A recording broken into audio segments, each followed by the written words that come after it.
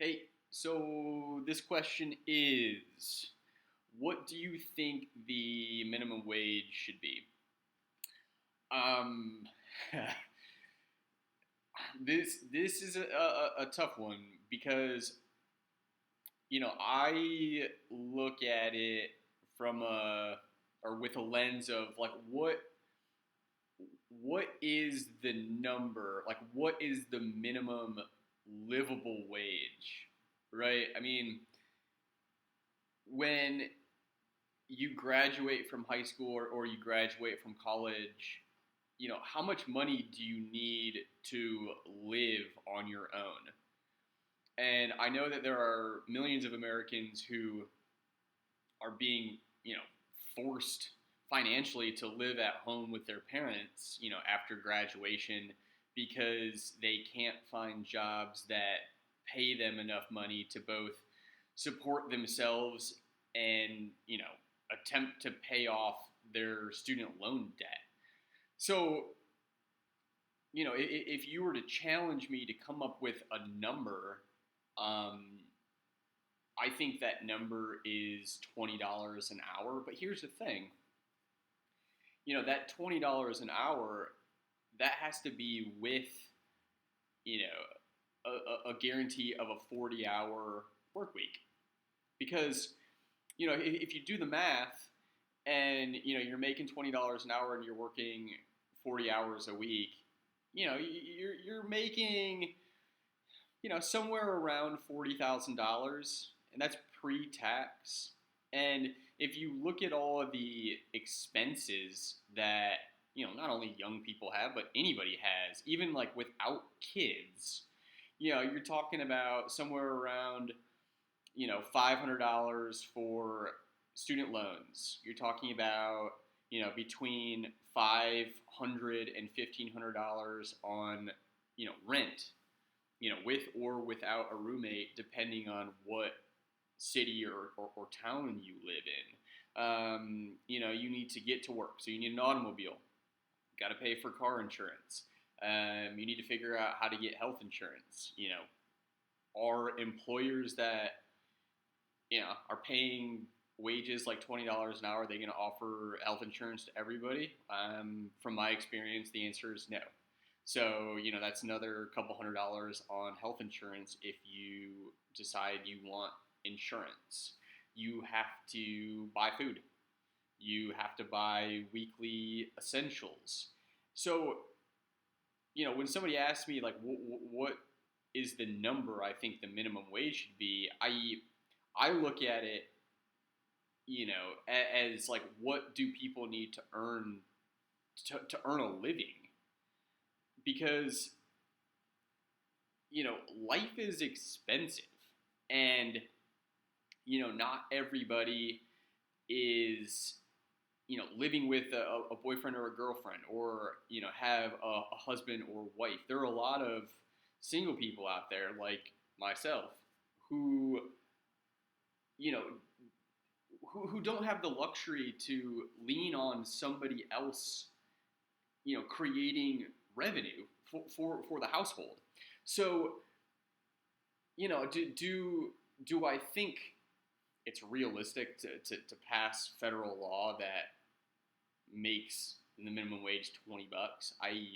No. I mean, I think we're struggling to get towards $15 an hour, which, again, if you do the math, you're talking about, like, again, and this is like if you're working a full 40 hours a week, if you're making $15 an hour, that's less than $30,000 a year.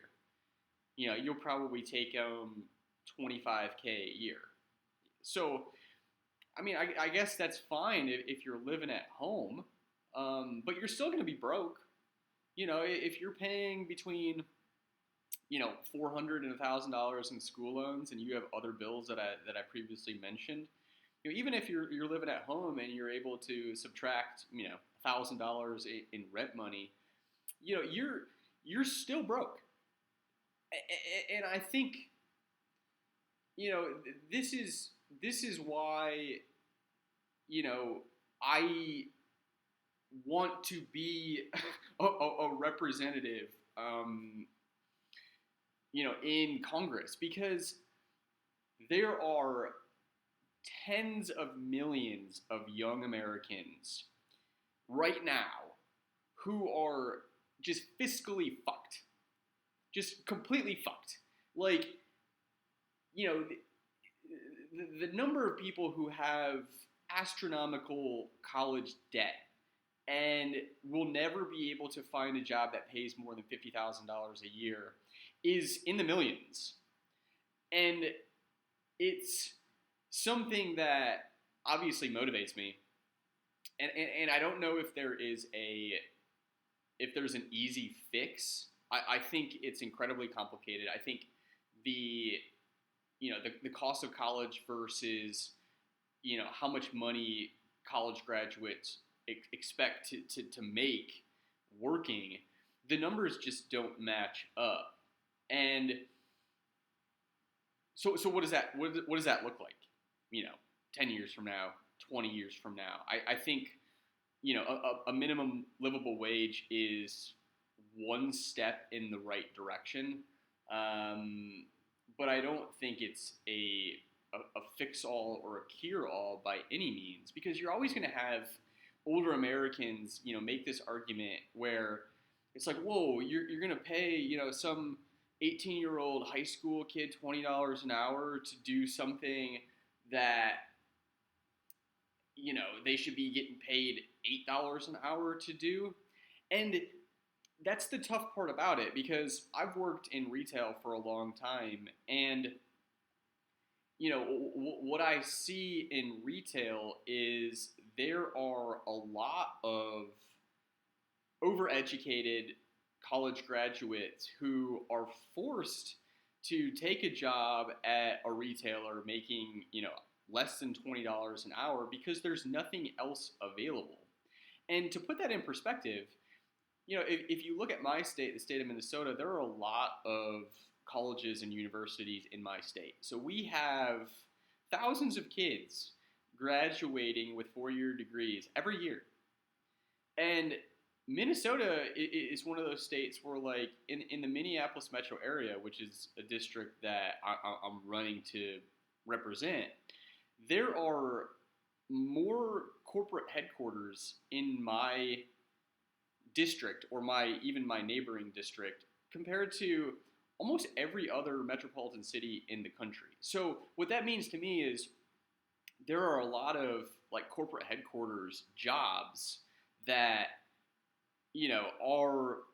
they might not be on the market, but at some point in time they will be available. But the problem is there aren't as many job openings for those jobs that pay in between $40,000 and $75,000 a year plus health insurance, as the number of college graduates who are graduating from either Minnesota colleges or neighboring state colleges. So like I said, if you fast forward 10 years, 20 years, at some point in time, once young people get into their 30s and 40s, like, living at home is it's just, like, emotionally devastating. So, obviously, if somebody asked me, like, what I thought the minimum wage should be, and I said $20 an hour, I'm going to get more eye rolls than, oh yeah, that makes sense. But if you look at it from that that logistical perspective, it makes sense. And obviously, if you're an elected official, you're trying to create as many new jobs as possible, which is something that I'm super focused on doing. But for the question at hand, what do I think the minimum wage should be? I think it should be $20 an hour. So yeah.